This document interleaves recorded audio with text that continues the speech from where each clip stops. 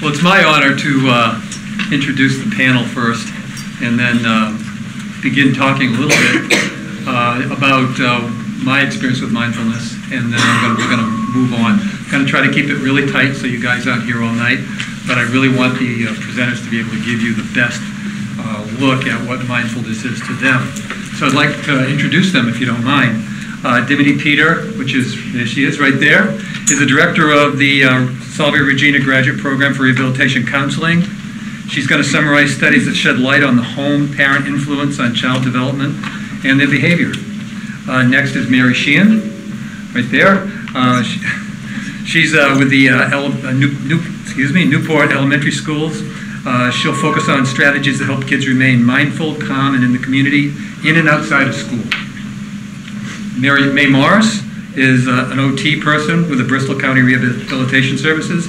She's consultant to the Bedford County Regional Special Education Schools. Haven't heard back from, oh, excuse me, I'm assuming, oops. And she also works, you should have crossed that out. And she also works for the Portsmouth Schools as an occupational therapist. Yeah, and I think I'm talking about things to do in the classroom. Thank you very much. And Nancy Escher. Nancy works for the Inner Light Yoga Center. She's a certified yoga instructor through the Yoga Alliance, certified yoga for teens instructor through Yoga Minded, certified children's yoga instructor through Radiant Child Yoga. And she's going to give us some great ideas on how to relax ourselves. I wanted to start off with a quote that I was asked to do this about a month ago, 3 weeks ago, and I said I wanted to do, you know, all these quotes, and I decided that I wanted to do something really short. So I went to Anais Nin, who I read a little bit about when I was younger, and she brought up a really good point. She said, "We don't see things as they are. We see things as we are." And that leads me to a brief story, because I think it will help you understand how critically important I think it was for me to understand how mindfulness would play a role in my life. I was a very active social worker. I saw between 200 and 270 kids a year in my job with the Dartmouth schools. Some of you, well, most of you are too young to remember, but in 1993 there was a murder in our school. And it was a blatant knifing that took place. It was horrible. And not to go into any details, but it was probably one of my greatest moments as a clinician, as a social worker, because I brought in 29 therapists. We had the psychiatrists in the building. We were running groups. And within a week, we were able to get the school back to running normally, and we were seeing fewer and fewer kids. We had therapists in the building throughout the year. It happened in April. Therapists stayed in the building till June. And slowly but surely, the kids got better and better and better. And as the kids got better and better and better, I got worse and worse and worse. And I couldn't understand why. And I think as teachers or young teachers or anybody that's going to go into the social services should be aware that sometimes we take on the burden of our clients sometimes. Well, I wasn't mindful enough to know that I had been traumatized as well, just along with my kids. So I went along and I got an award from the Massachusetts Teachers Association for being such a great social worker in our school that year, and got all these awards, but I couldn't slow down. And all of a sudden, I was always moving around, and my wife was saying, "Gee, you got to relax." You know, I was a runner, and I was running more and sleeping less. Found myself drinking coffee.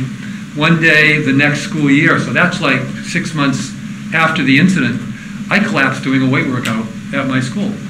Fortunately, with a friend, and they thought I had a heart attack. They thought I had this. They thought I had that, and nobody figured out that the mind-body connection is incredibly important. That not only do we take care of the body, like I ate right, I always ran, I always did all the right things, but did I take into consideration, did I look inside myself and try to calm myself enough to realize that I was in trouble and that I needed some support and help? And it wasn't until my body told me that I needed to stop that I was able to stop and get the help I needed, which was primarily being able to talk about it. Being able to talk about how scared I was at the time when I found out about it, and all these other things that people go through when they're in environments like that. Now, probably 90% of you will never go through a situation like I did. But I think it's really important to understand, as teachers and as helpers, we all get stressed and we all get feeling very, very worn out and tired. And before we start getting angry and before we start losing what we came to do, I think it's important to be able to go into ourselves. That's why this wonderful panel is going to kind of help you, I think, in a short time, be able to give you a little bit of a sense of how to go about that. So, without further ado, I'd like to introduce a video that is going to be shown. And it's only a short one, about 8.5 minutes, and it's on mindfulness in the classroom in an elementary school.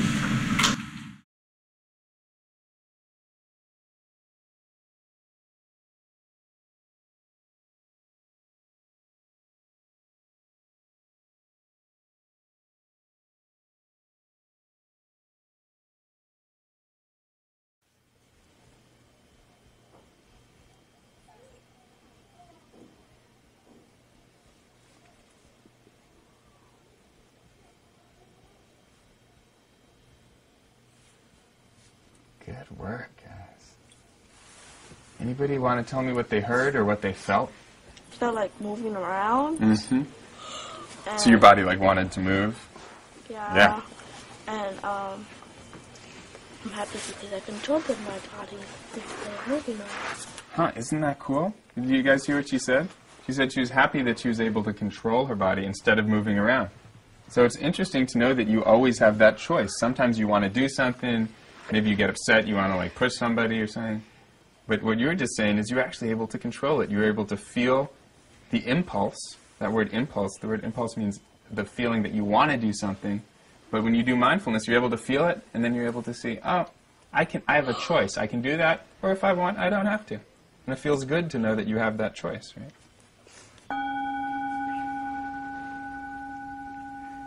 Keep listening.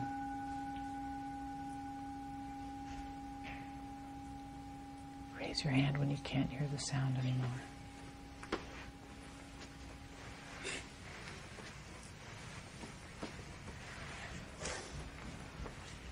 All right. I'm curious how that felt for you. I feel like I was at home, and when you ring the bell, it felt like my mom was cooking. Does it feel happy? Does it feel sad? It feels happy because then we can eat. So when you did that, it made you think of those things and you felt happy? Yeah. Okay, great. So if this is a boat and it's floating along and it wants to stop and it drops its anchor and it lands into the earth and the boat starts to drift away, what happens? It's yanked back. It's yanked back. Yeah. Can it go very far? No. No. The anchor for the boat is like your breath. Your breath is the anchor for your mind. Did anybody notice you were thinking during those 2 minutes? Yeah. Yeah. That's very natural. Every time we do this, you might notice thinking. Sometimes you might not. Maybe you focused on your breath the whole time. But often, we're going to notice that we were thinking. And when we remember it, that's when our anchor pulls us back. So your breath is like your anchor for your mind. You're paying attention to your breathing, and your mind starts to float away.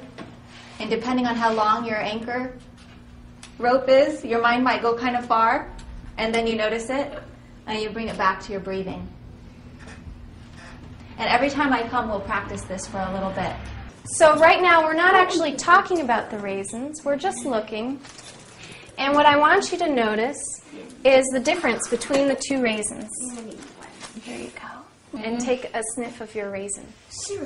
It smells really like So raise your hand when you'd like to share what you're smelling. Yes.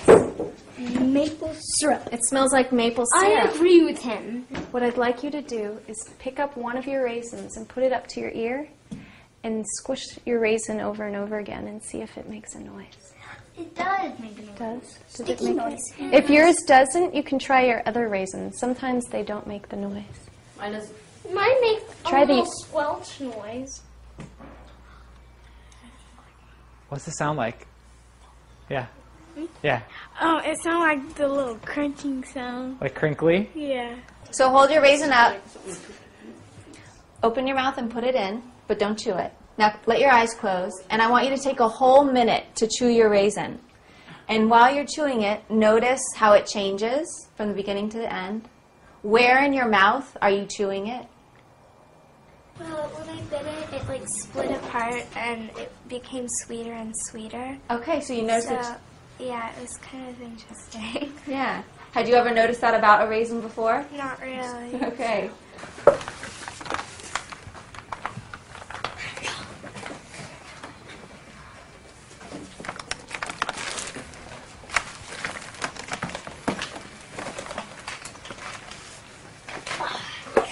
We'll take about 2 more minutes in our journals.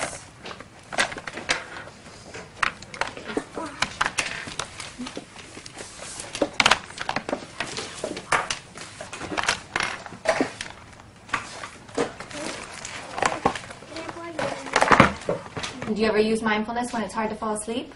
Yeah. And what happens? What do? You lay in bed and you focus on your breathing? Yeah.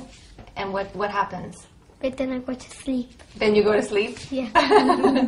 Did you have an understanding of what she was learning? On relaxing, No. think before you act, Yeah. you know? Yeah. No. And Have. I noticed the difference in many ways. How now. so? Yeah, in many ways. Now she gets mad and everything, but she calms herself faster now. Huh. She found a way that she can actually be more calm. When before it was like a big drama all the time. Now, if the drama was like 30 minutes, now it can last just 10 minutes, and she would just relax. Uh-huh. I've been using mindfulness. It helps me a lot of time. Just helps me get calmer, and it just makes me feel much more relaxed. And I can do my homework faster, more just focused on everything I'm doing and more aware of everything. Mindfulness does that. It gives you the space to think about how to respond to things differently. And many of them really liked having that space where they were just quiet and they can just be and not be pushed to be somewhere a certain time, demanded, required to be somewhere. It really worked for them. Mindfulness actually helps you relax and think about the problem and think about a solution to the problem and think about if you reacted in a negative way, what will be the solution to that or what will happen next. So it's definitely helped a lot. I don't think I've ever taught you guys about the vacuum cleaner breath, have I? The vacuum cleaner is when you breathe, being able to relax. If you're upset at your brother, if you're frustrated with an assignment, whatever it is, when we're frustrated, our body gets really tense.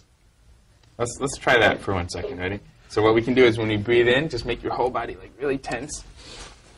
And then when you breathe out, we'll let it all go. Let's do it a few times. Okay, one more.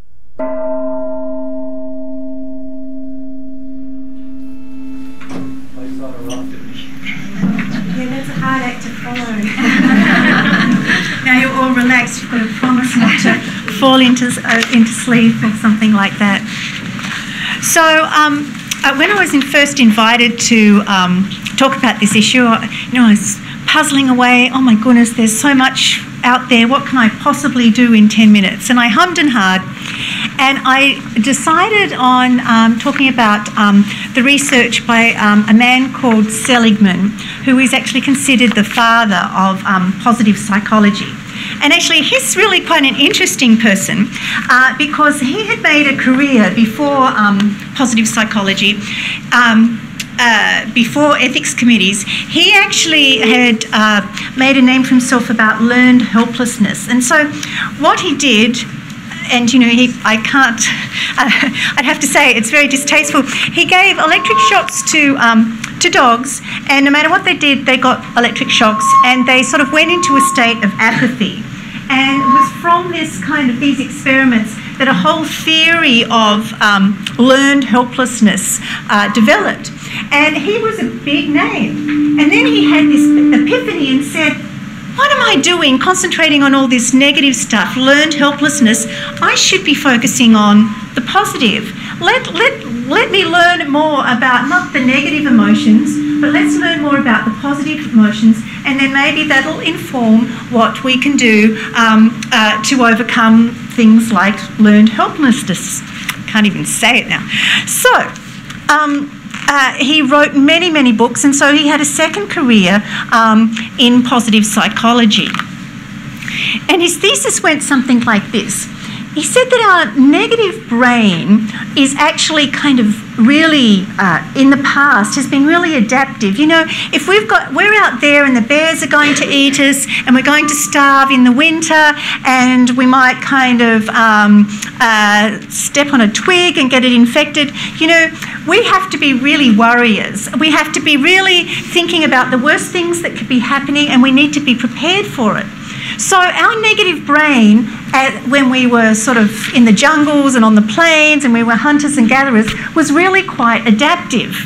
But come to our culture and in this century, it actually it doesn't serve us very well, because our negative brain is very dominant, and we need to be able to enable the positive part of our brain to engage. And so his thesis is that unless we're mindful of positive emotions and how to be positive, then in fact our negative brain will take over. And then he has lots of research to illustrate this, and you know, they do studies of what the news is. It's all negative.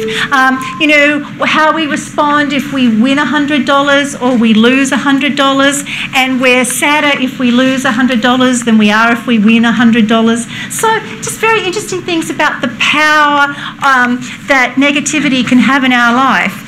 And so I thought I'd spend the next 8 minutes just talking about some overview of positive psychology and what he had to say.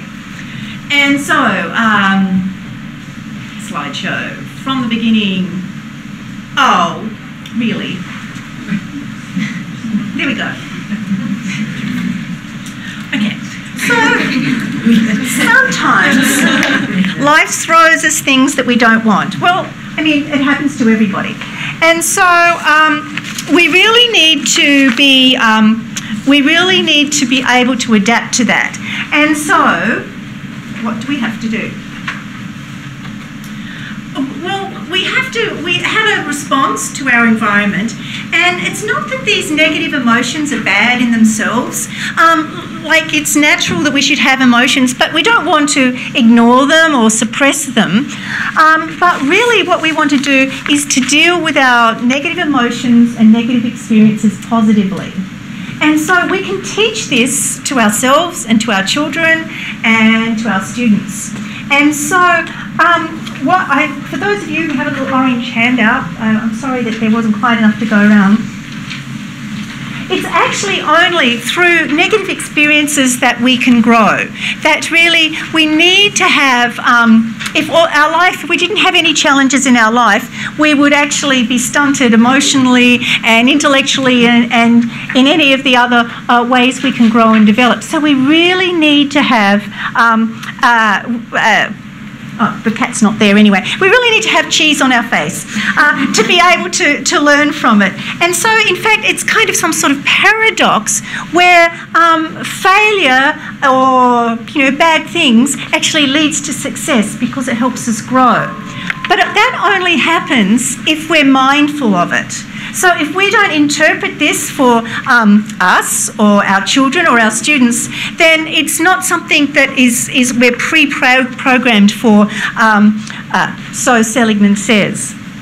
And so it's really important that when negative things happen, that we take this as a learning opportunity and pause and think and problem solve. Okay, next one.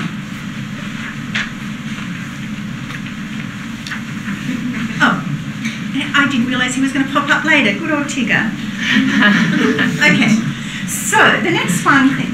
Everyone has have setbacks in their life. You may or may not know that Einstein failed high school.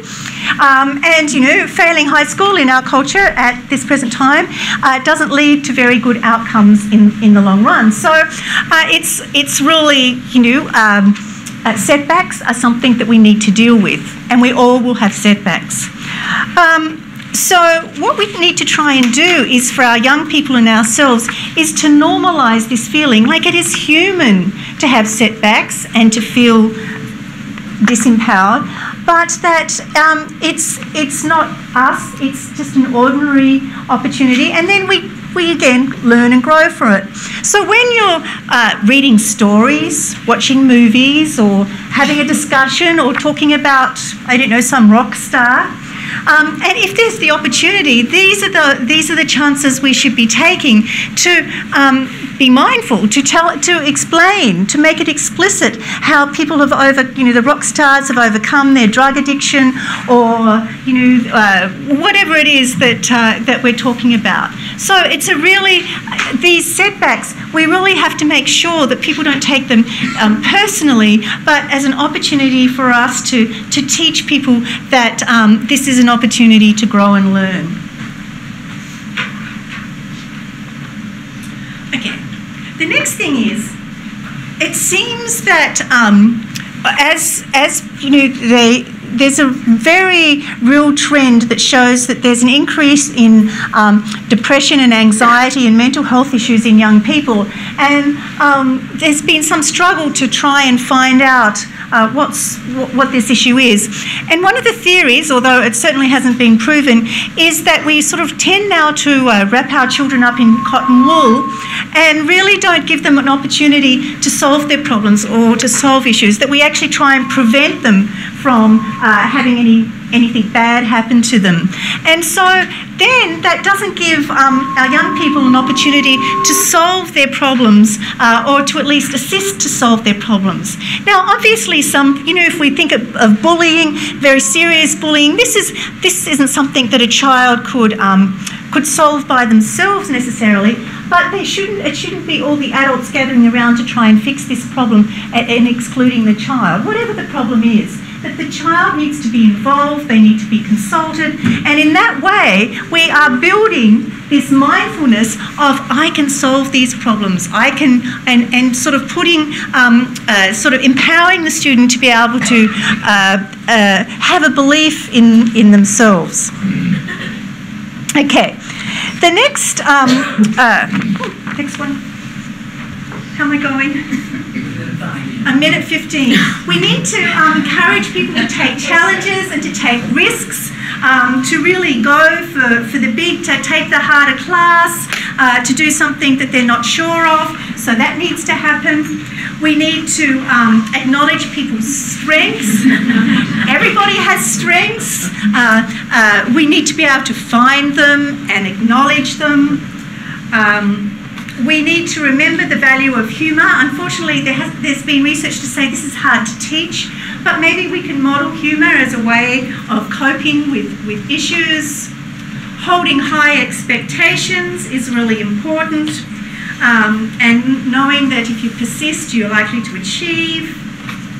Giving young people responsibilities. I've chosen a pet, but it doesn't need to be that, in the classroom as well as at home. That is really great.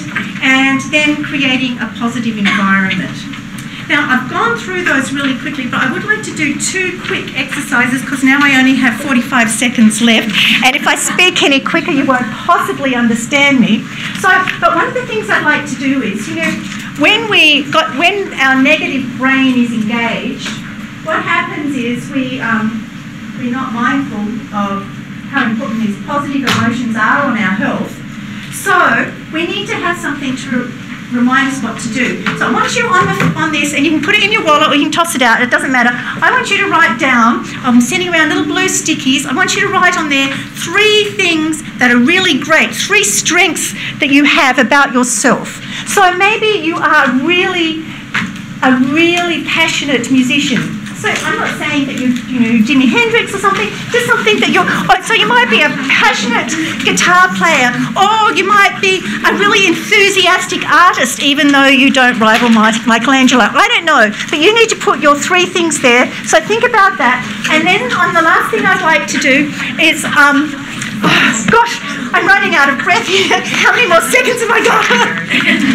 Okay.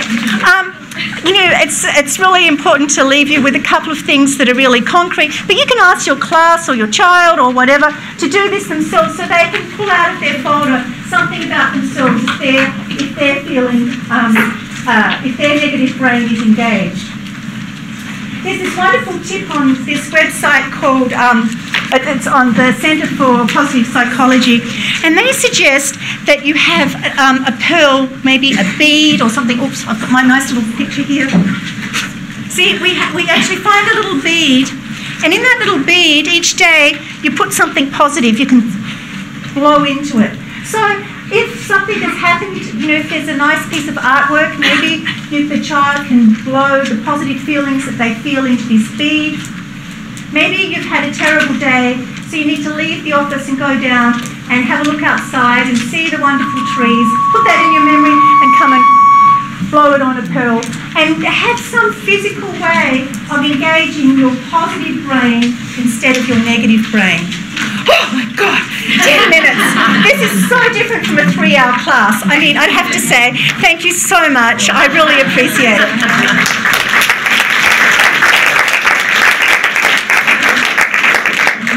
May Morris will now talk about what educators can do at school.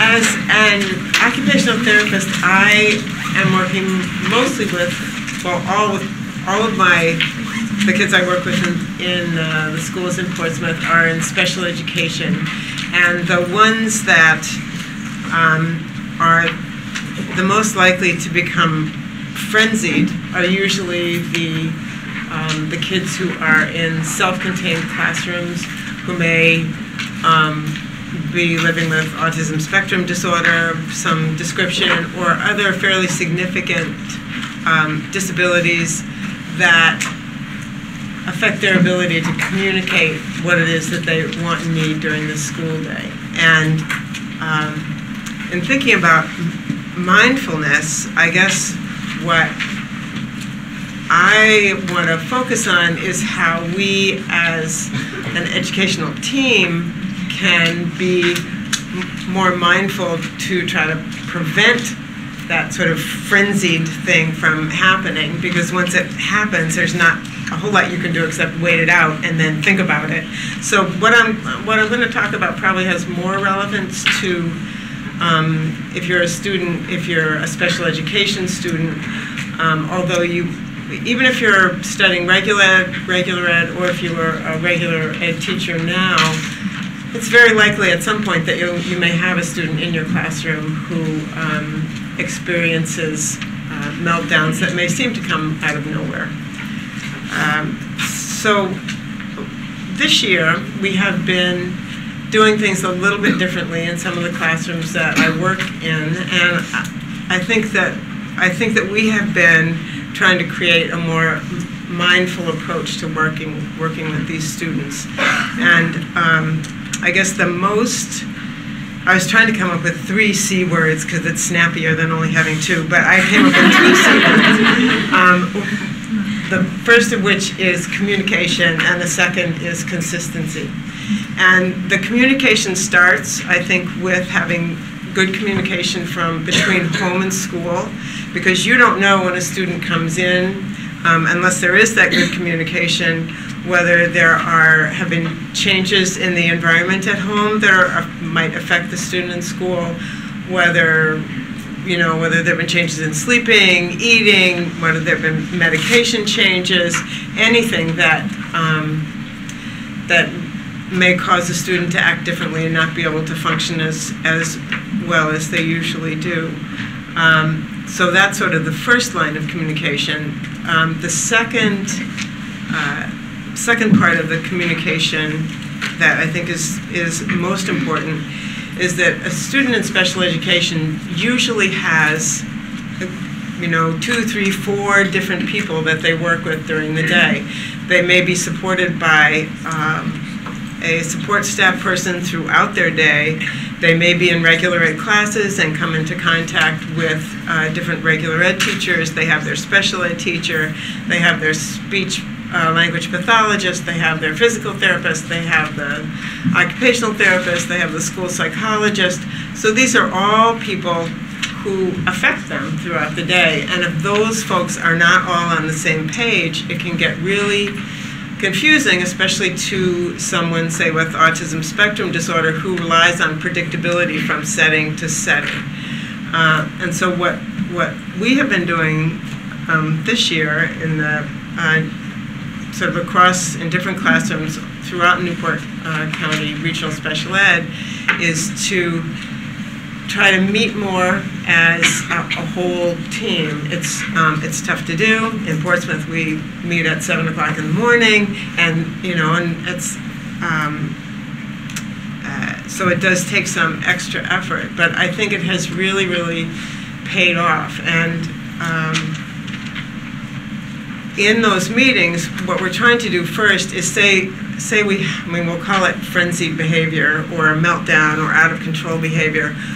The first thing that we want to do is to define exactly what that is. I mean, if my definition of frenzied behavior is somebody else's definition of, oh yeah, he's having kind of a tough day today, then we're not going to be looking at the problem the same way, and that's going to cause inconsistency.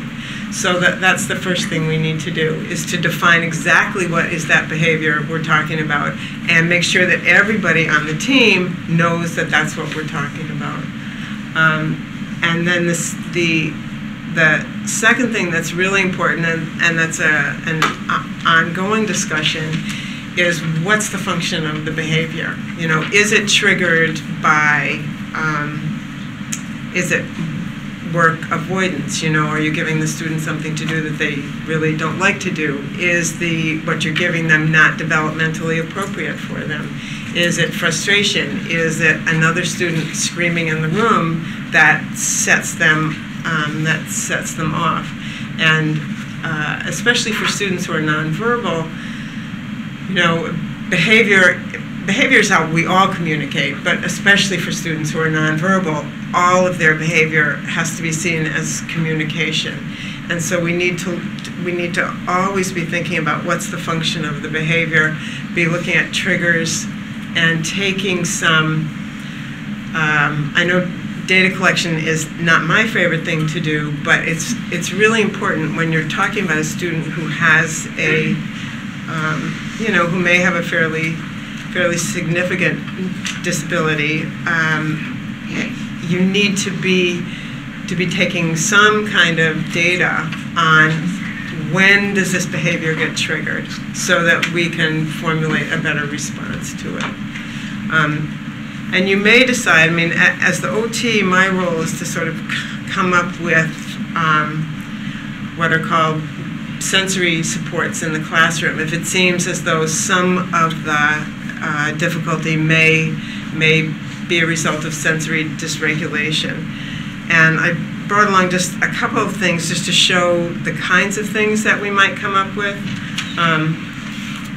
The first, and this is really a collaborative effort that different team members will put into place, but especially for students who are nonverbal, you might want to use some sort of a schedule. If it's a student who really relies on predictability, then, this is sort of a typical OT schedule, but when a student comes in for a therapy session, I can say, okay, we're going to do this, we're going to do this, we're going to do this, we're going to do this, and then we're done. And that way, the student has that predictability built in. And if there are going to be changes in a daily schedule, if there are special events going on, if there's going to be a different teacher, a different aide, then it's really good to put it in some sort of visual form. Not everybody responds to a visual schedule. There's one student I work with who is low vision, and instead of these sort of board maker picture things, we Velcro blocks, and she can feel that there are 4 blocks that she has to get through. We have 4 things we need her to do. When the blocks are gone, then work is done.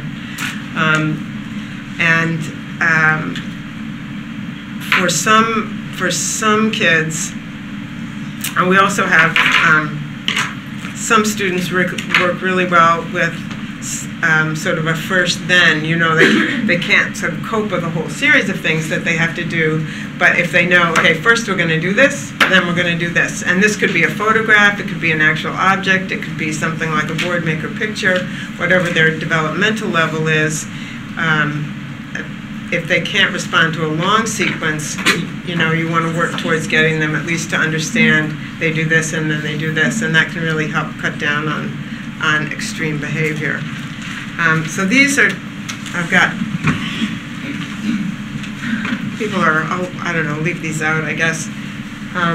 This is a weighted, maybe I'll just pass this around.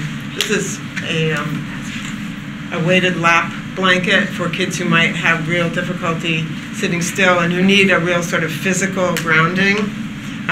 This is what's called a move and sit cushion. It has sort of serves 2 functions for a child who needs to move a lot, but who you really don't want them moving around the room all the time. I'll pass it around. You can sit on it.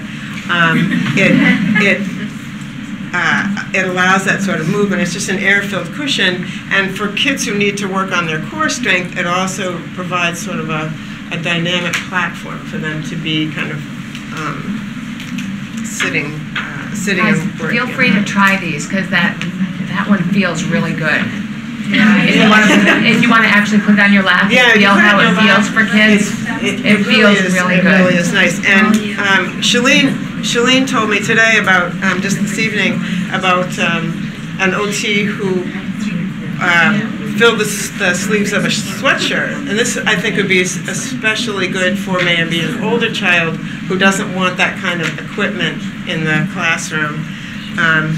But you fill a sweatshirt with weights and then, you know, fasten it at the bottom. You can hang the sweatshirt right over the chair, and then the student can just, as they need to, put the arms, I thought that was brilliant, put the arms across their lap.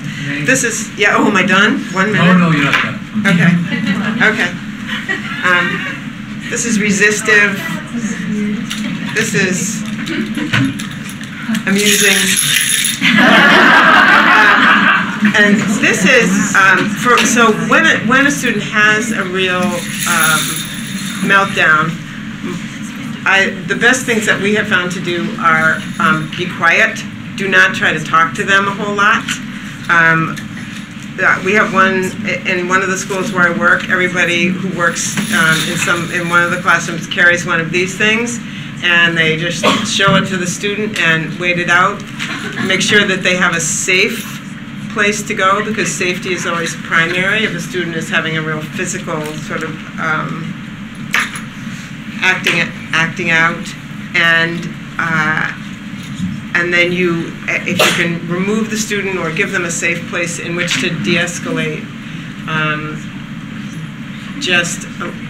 you just have to kind of let them go and do it and make sure that they stay safe, and then after it's over, you sort of go back to the plan. I know my time is up, but I just wanted to recommend a couple of other things. This is a program called How Does Your Engine Run, which is good for teaching kids about regulating their own bodies. And this is the sort of sensory processing Bible, the Out of Sync Child, which if you're studying to be a special education teacher, you should probably read. Thank you. Thanks, man.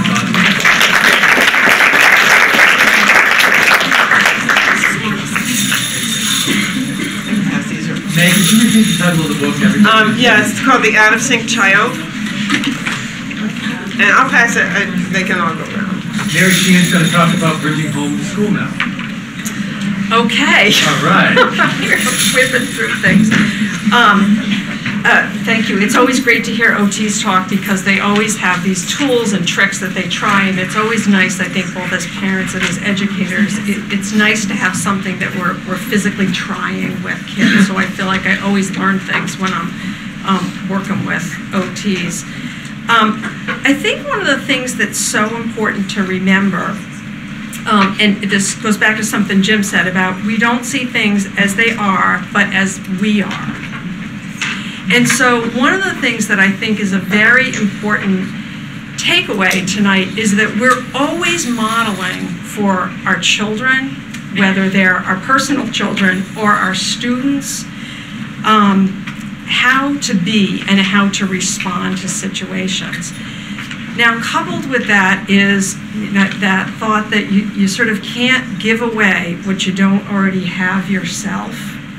So for me, the most important thing that I feel like I want to stress is it is really important to find ways that you're taking care of yourself, because that really is how it goes from a frenzied classroom or a frenzied home to a calm classroom or a calm home. Part of what happens for all of us is that we've developed habits of things, and sometimes they're positive habits, negative habits, sometimes they're neutral, like where we put our toothbrush, sort of a neutral thing, but yet that's a habit that we've built in. Sometimes habits form for very good reasons, but then they potentially lose their purpose, and they're not as effective for us. And I often think of the analogy, because we might not even be aware they're not working for us anymore, that if you think of being in a room and it's light out and the sun goes down, it gets to be the end of the day, and your eyes are kind of adjusting. It's getting darker and darker in the room, and you're kind of accommodating and adjusting, and somebody else walks in the room and they say, "It's dark in here, turn on the lights." That same thing can happen with negative habits that we've started for ourselves, that maybe it was working for us, but then it stops working, and sometimes we aren't even aware of it because we've adjusted how we're holding our body, or we've moved the seat in the car and we're holding the tension on our body. So it is important to sort of have that light shown on it. One of the things that I think can be most helpful is to figure out ways to build in those good habits. And tonight we happen to be talking about mindfulness as one of those good habits. Sharon Salzberg is a very famous meditation instructor, teacher, and she really talks about our breath as a resource for us. Now, the great thing about your breath being a resource for you is it's always with you. It's always there with you. So it's trying to build in and find those times where you will take 30 seconds or 60 seconds where you slow things down and you become mindful of your breath. Now, that's easier said than done. So I would sort of challenge you to think about your own lives and your own schedules and think, how can I build that in? What can I do? And I can tell you one of the things I've done on my cell phone when I have a text, I've changed it to a harp tone. And so one of the things that I do before I'm reading a text, I get that's my cue, sort of my reminder to take a breath and be present, just with my own thinking. Not because there's anything horrible that I'm expecting on the text, but just a way to build my resources, almost like the bank account that you have to build up so that when you have to pull from it, you have those resources there. So, sort of the classic thing is the string around the finger as a way to remind you. When you're brushing your teeth in the morning, when you're taking a shower in the morning and the warm water is coming down on you, is just to be present with your breathing and your awareness. There are also many ways to do that in a classroom. and you know, there are obviously many future teachers out here, I really want to encourage you to be mindful of putting those things into your schedule, into your routine. And those can be simple things like a teacher I know every morning would greet their students, waiting at the door, greet their students typically with a handshake. But it was letting the student know, yes, I'm here, I'm ready for you as you enter this classroom, and I'm glad you're here. That can be done with attendance. And again, it would have to be done with attendance in a mindful way. When you're calling a child's name out, taking that moment to make eye contact so that the child knows that you know that they're here. And also it's an opportunity to kind of check in with the child. Are they really here, or do they seem like sort of they're far away? Now, again, I know it's easier sort of said than done to build those things in, but I think it is really important to think about how are you going to be present for your students. I am amazed and impressed with what teachers are asked to do on a daily basis with whole classes of students. The expectations continue to get ramped up. But the fact is, if a child is overwhelmed in your class, they're not going to be available for the instruction. So I recognize that these kind of things take time, but I also know it's so important to build those things in because the child really won't be available for instruction. Susan Kaiser Greenland wrote a wonderful book called The Mindful Child, and she really talks about the new ABCs of school: attention, balance, and compassion, where we're really focusing on helping kids develop that attention and that focus. But having a balance, even when you think about your own attention, that you can't, it is finding that right balance. If you become too hyper-focused on something, it isn't helpful to you. So it's finding that balance. And then also having compassion with yourself and the child in front of you when it doesn't go quite right. When either it didn't, you know, the lesson you were teaching didn't kind of unfold just like you had planned, and it just happens that your supervising teacher is in class observing that day. Those are hard times. It's hard as a parent to always be mindful. And there is no way that you can always be mindful. So it is so important to still have that compassion for yourself. Let's see. In schools, again, another way, kids typically have snack. 20 years ago, I think we never had snack in school, but now snack is in school. One of the things that I see sometimes happening, again, in that sort of effort to, we got to always be working in classes, you know, they have working snack all the time. And I often think, wow, this, especially with kids that have, do have needs in terms of their social emotional learning and how to work together, that snack time can be a wonderful time for students to practice their good social skills, to practice that conversation, to practice focused attention versus sort of expecting our kids to multitask when they're in first grade or second grade. That's sometimes when kids can become overwhelmed. Let's see.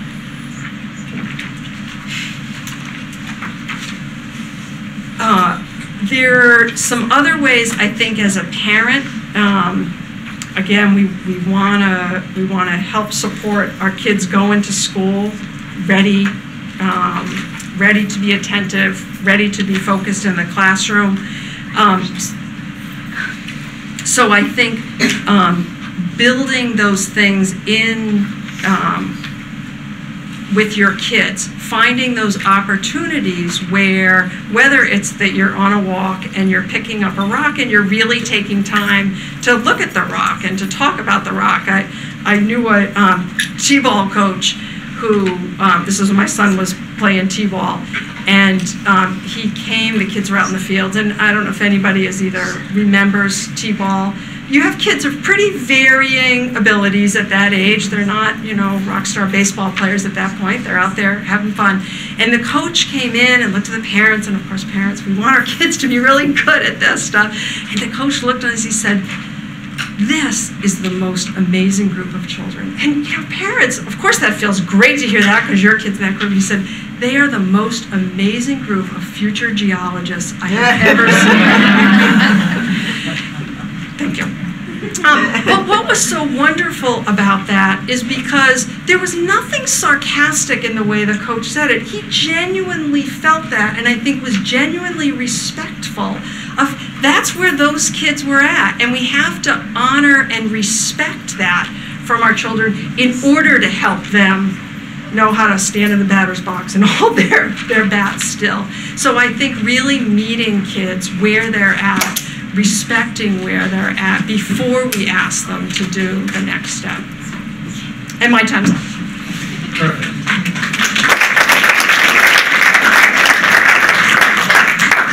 Nancy Asher is next.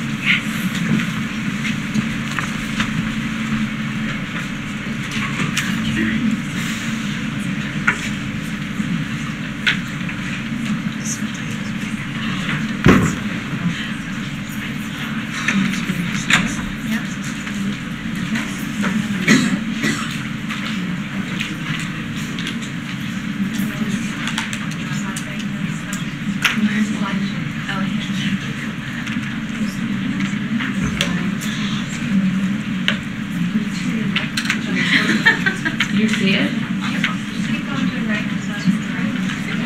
my right, you're almost there. Almost there, keep going. And then you want to come help me? Think that that'll do. Oh, it's right here. Oh, there.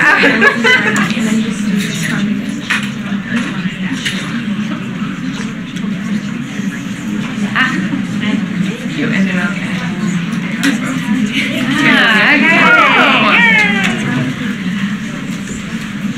So mindful, and what does that mean? It means a lot of things.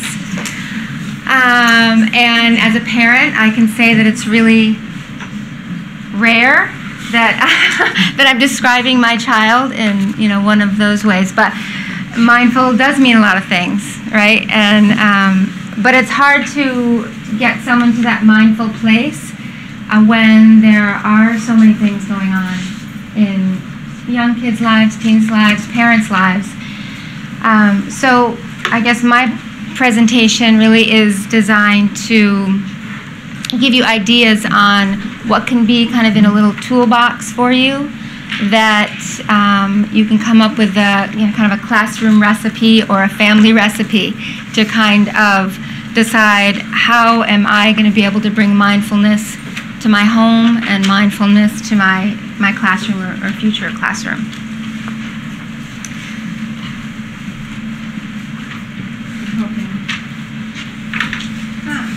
So, Gandhi, be the change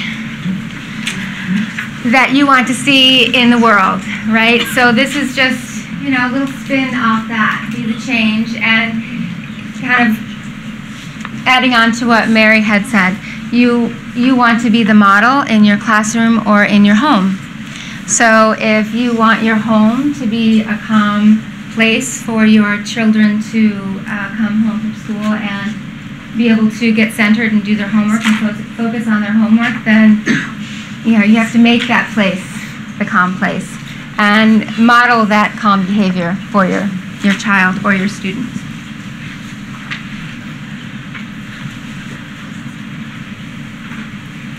So developing mindfulness, several different ways. As a yoga instructor, we try to do that in the classroom. As a parent, I try to do that with my child. First and foremost, also adding on to what Mary had said, connecting with breath is really, really powerful. There's also several yoga poses that can be found at home primarily, depending on your space in the classroom or where you are. You may be able to find some of these poses in in school as well. Positive affirmations and appreciations, and I will go over what those mean a little bit more. And music and meditations. So just connecting with breath, deliberately focusing your energy to your breath is calming and centering. It's proven every day that I teach a yoga class to any age group. As soon as you bring attention and awareness to the breath, there is an obvious calm that comes over the person who is putting that attention to their breath.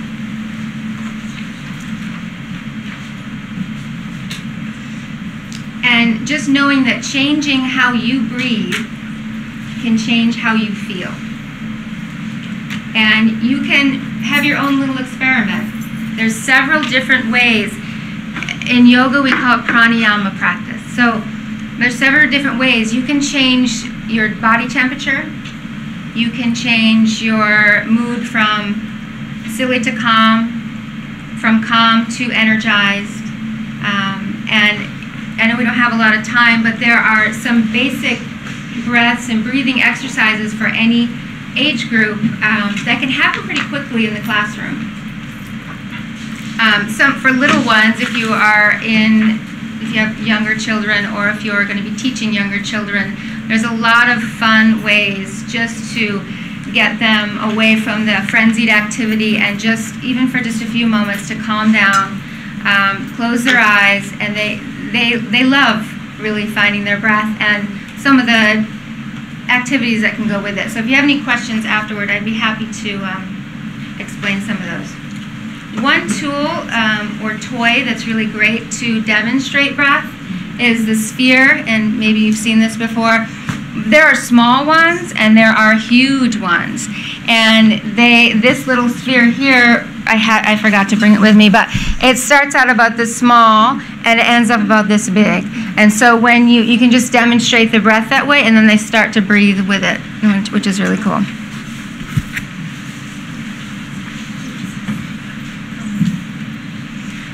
Two breaths that I'll just explain really quickly. So if you're at home or in the classroom and somebody's having a little freak out session, there is a take 5 breath. Really simple. Just have the child sit down if they can. Have them make a fist. Have them close their eyes. Take an inhale, and in their head, they're going to count to 5 with their fingers. With their inhale. With their exhale, they count backwards with the same thing. And you can do that 3 times, 5 times. Tell them to take 5. Really easy way. And sometimes the students will end up telling the teacher to take 5. So sometimes it happens. Take 5. And when you're teaching teens or teens at home, there's different things that you need to do for teens, but you can do kind of a take 10 with teens where you just ask them to go someplace quiet, maybe in a different room, outside, wherever it needs to be. Close the eyes, and counting to 10, just say, I'm breathing in when they breathe in, I'm breathing out when they breathe out. I'm breathing in, and just do it 10 times, and usually before they get to the 10th breath, they've stopped saying, I'm breathing in, I'm breathing out. They're just calming down. Okay? And it really does work. It's very simple, but it's very powerful.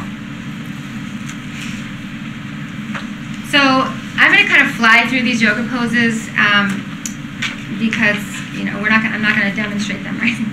But some of these poses are also very powerful and very calming, grounding, centering. And I see it every day in my classes that I teach at the school. So child's pose is a fabulous way for anyone to just kind of chill out, especially if you can press right here on the ground when you're in child's pose, right between your eyebrows. It feels very centering. Standing forward fold also is just another pose that you can feel it in your own body. As soon as you start to forward fold, you just relax. 2 other poses that can be very calming and centering for children. And those with sensory processing disorders, the weighted pillow in some of these poses is fabulous for those kids. And 2 other poses here. So I usually don't call it corpse pose. That is what it is called in the language of yoga, Shavasana. You can just call it surrender pose for kids, because as soon as you say corpse to a kid, they're just thinking, dead body. But if you have any questions about yoga poses, please let me know. So affirmations, I think, are really, really powerful to bring to the classroom, to bring to an entire school district, to bring to your home, to bring to your community, to bring to the world. Okay, positive affirmations are amazing, and they change your belief in yourself and the way you think about things. And an affirmation can be as simple as, I'm going to be responsible for my actions today. And you say that 3 times before you leave the house, 3 times before you enter school, 3 times before lunch. You just keep saying it. I'm beautiful. Whatever it is. And as a family, maybe that's something you can incorporate into your day, your week. This is our family affirmation today. Our family affirmation this week. Maybe it's something you can bring into your classroom. You can write it on the board. You can say it over the loudspeaker system. As a school, I think that's just a great way for people to start thinking differently about their actions and maybe change their minds about themselves. Because a lot of these affirmations can be very personal. And an appreciation practice. So, I don't know, I have one child and I feel like she's pretty appreciative, but there are still those days where I think, kids just don't appreciate anything. They have so much and they appreciate very little. So doing these little appreciation practices at home, I think, can be fun for them, and especially little ones. It's really sweet what you can get out of them. So anything that you can bring to your home or your classroom of just one thing today that you are appreciative for. It can be little. I appreciated the hug you gave me this morning. I appreciated the book you read to me last night. 1 minute. Okay. I appreciate that. My gift. We're just being grateful for the genuine gifts that other people give us.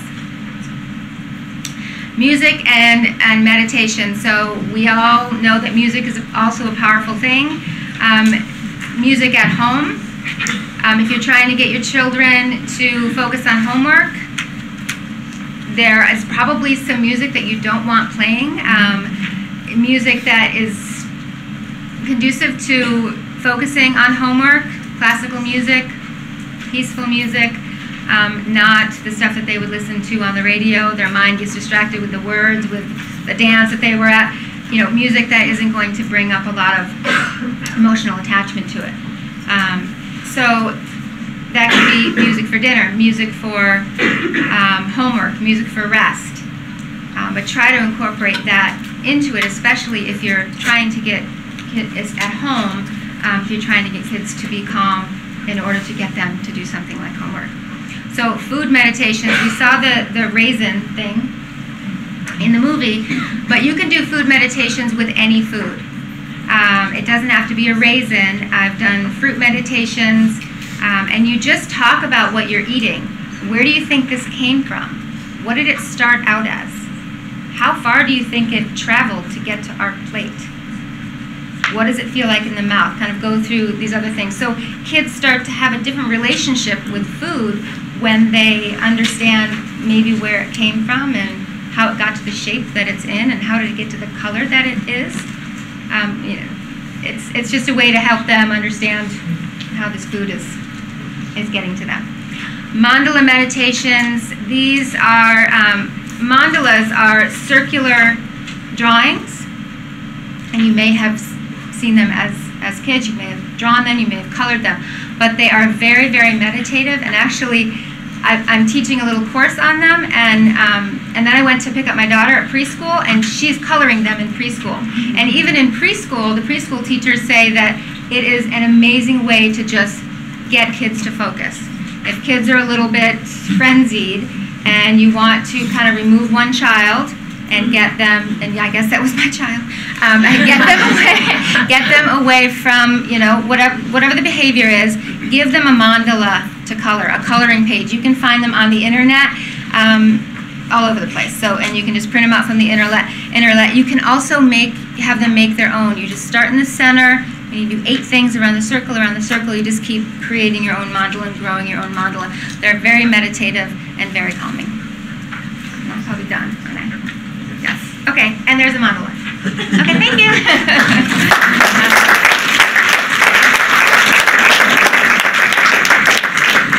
Now's our moment for questions and answers. If you'd like to ask any of the presenters questions, we'd love to have you do that now. Just a quick comment. Please. I think your third C could be creativity. Oh, for your You man. talked about you only have 2 C's. Communication. Communication, Oh, yep. consistency, and creativity could be the third. Yeah. Or caring. Or caring. I thought caring. I thought connection. Get it 5 C's. 5, 6, or 8. Awesome power of the group.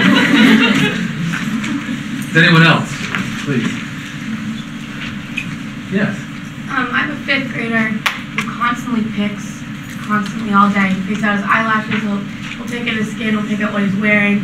And I'm struggling with something to keep his hands busy without distracting him completely. And he's in 5th grade, I don't want to cause attention to the child. But I was wondering if you had any suggestions for something that he could do to kind of Something he could do with his hands? Yeah.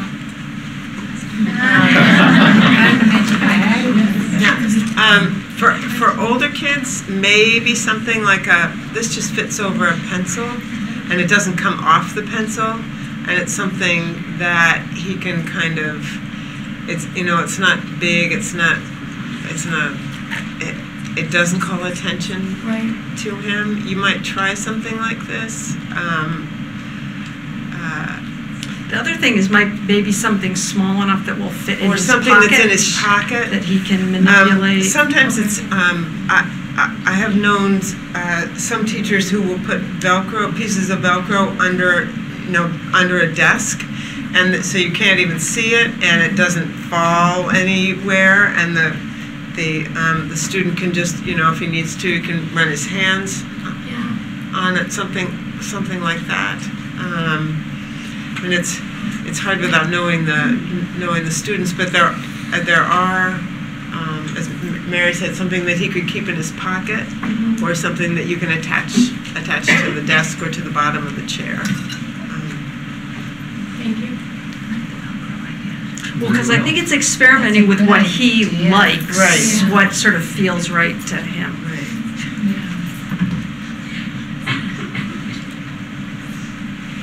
Anyone else?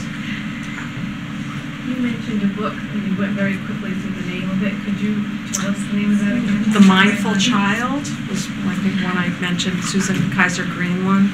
There's also some wonderful children's books. One is called An's Anger, A-N-H''S, Anger, where it really talks about mindfulness and sort of being present with your anger. It's a beautiful little story, yes, of a little boy with his grandfather.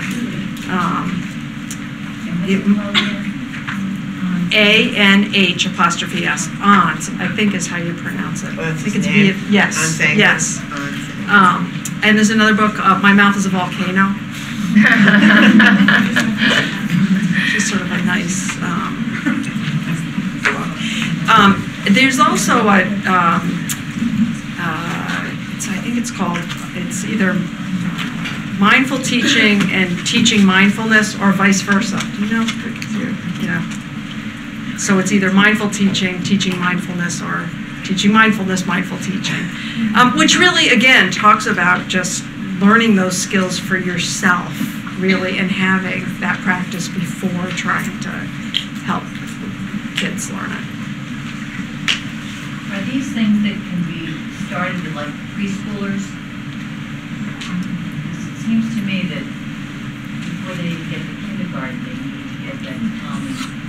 Oh, yeah. I mean, I think that's what we see in school in terms of that emotional regulation and really being able to sort of handle. You can teach preschoolers about breathing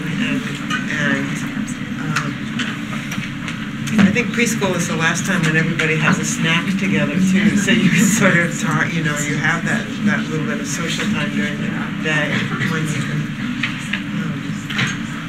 you can talk about things. And I used a large Hoberman sphere with a group of boys. Yeah. So that we were all sort of doing it together, because for this particular group it was also them learning to pay attention to each other, and that we had to work together. Those things are amazing. Aren't they great? Yeah.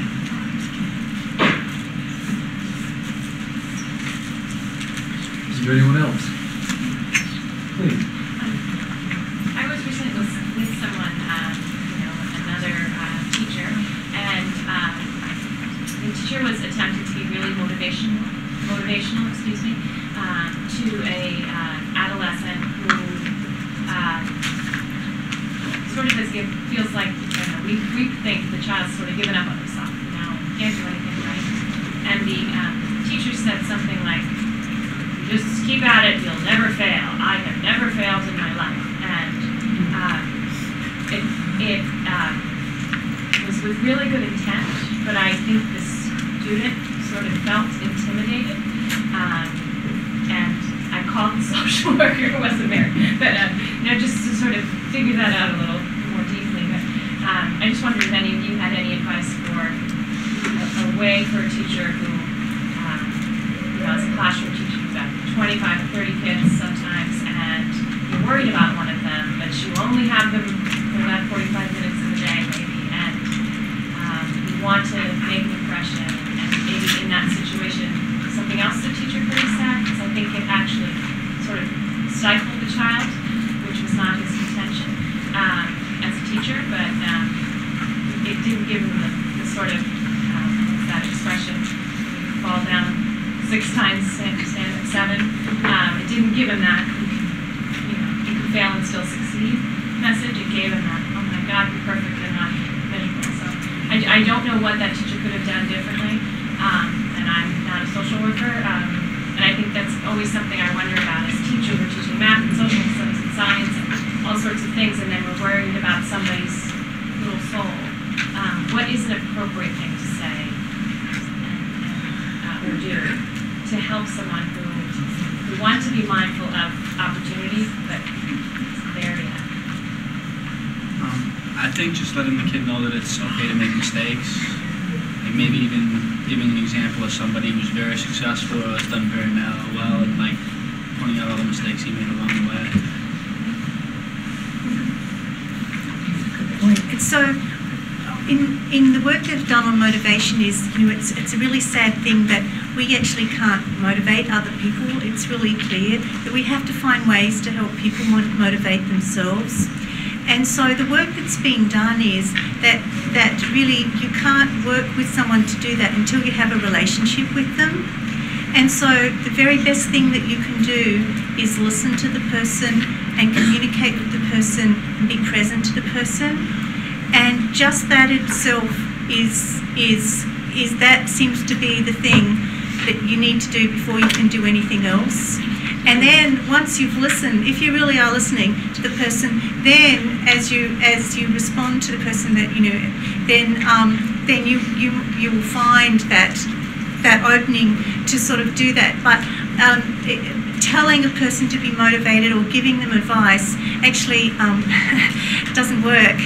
And so, but it makes us feel better, and I think that sometimes it comes out of our own. It's out of our desire to help and think we have to do something, as opposed to being able to just be present. Yep. And so the very thing that we can do is just sit and listen. And actually, the opposite of what we almost think that we're trained to do is to tell me what you think, and actually zip our mouth and listen. And And from that, and then there's a whole lot of interesting work that's been done there towards helping people who want to change, to support them make the change. But isn't it sad? I mean, I'm a parent.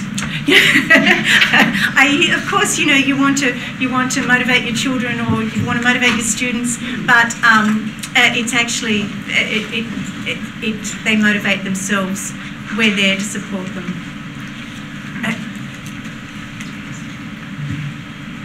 That was a great interchange. That was. Does anybody have anything more? I'd like to wrap up. No, I don't want to wrap up. I have a question that I work with high school, future high school teachers, and they really are sometimes very concerned about having a student who has violent behavior in class, and just in general. I mean, it's frightening for them because they're not trained. And, you know, they do need to develop. I loved the presentation of the mindfulness. I don't know, just any advice for them? Like, just to relieve their anxiety a little bit about having a, you know, and I'm talking sometimes, you know, a very petite young woman and bigger and likable boy. It's a concern, and I just don't know. Do you have any words of wisdom? Well, I don't know, I'm not on the panel. That's interesting to me because I worked in an alternative school for 8 years with kids that just threatened other people's lives all the time. And we're really mad and angry kids. And a couple of things I've learned is no matter who the teacher is, the kid is not trying to hurt the teacher. I really believe that the kid is trying to make some sort of statement about what's going on in their life.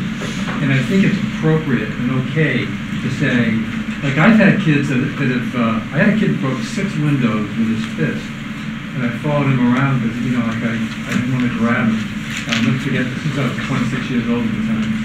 And I don't know why this came out of my mouth, but at work I said, why, you know, there's something going on here. You know, let's talk about what makes you so angry. And he just stormed out of the place, came back the next day with his dad, replaced every one of the windows in the school, and sat down and said that, you know, that he had been whacked around for years. And I think that giving kids an opening, for the teacher giving kids an opening to express in other ways why or what's going on inside them is a very helpful thing. Unfortunately, it's not a classroom is not the best place to do it.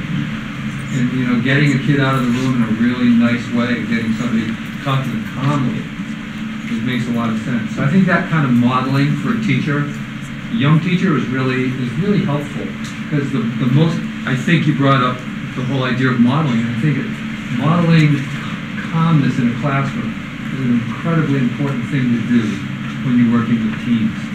I mean, I only work with teens. I've never worked with a kid younger than 13, you know, and I'm convinced that helps them. Because they're at that stage where they really don't know how to articulate something. And at the same time, they want to articulate something, so they do it physically. Even young women do it physically, or they vulgarize you.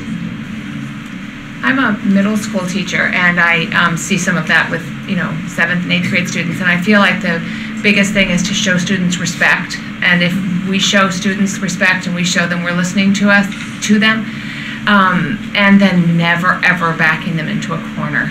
You know, I really think that so often we see behavior because kids feel they're afraid, or they feel like they're going to look bad in front of other kids, you know, and so if we, and when I say back them into a corner, I don't mean physically, of course, but I also mean, you know, let them save some face is, I think, one of the biggest Always things. teenagers have to save face. Always. 100% of the time. Yeah. I'm so convinced of it. And it works most of the time, not always, but most of the time. If you show kids, you show kids respect and you let them save face, it's gonna. I hope that helps. I don't want to run over. I promised everybody we wouldn't go too far. I hope you guys got a sense that there are people out there that you can go to and talk to, especially, I've noticed a lot of college students here, and you're going into the education field, I hope. or some sort of social service, please don't burn out. Make sure that when you start, I'm serious, when you start feeling that you're losing it, kids are wearing you out, people wearing you out, principals are wearing you out, I really believe it's important to remember. I'm bringing 4 things away from this, I think, and that is breathing, positive brain movement where you actually think positively, positive touch, and positive modeling. If I've just taken those 4 things away myself from all the information they've given you. I hope that each one of you brings something back to your life that you can use either in your classroom when you're a teacher or in your own personal life. That's what this is all about. I want to thank you all for coming.